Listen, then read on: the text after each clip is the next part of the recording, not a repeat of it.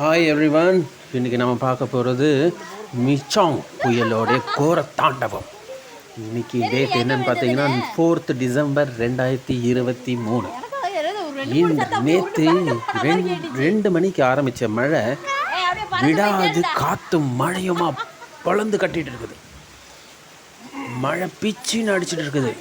24 மணி நேரமும் மழை போயிட்டே இருக்குது.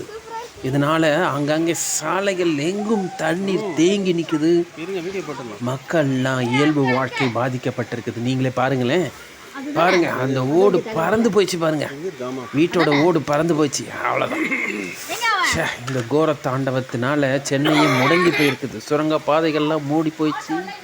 மக்களுடைய இயல்பு வாழ்க்கை பாதிக்கப்பட்டுடுச்சு.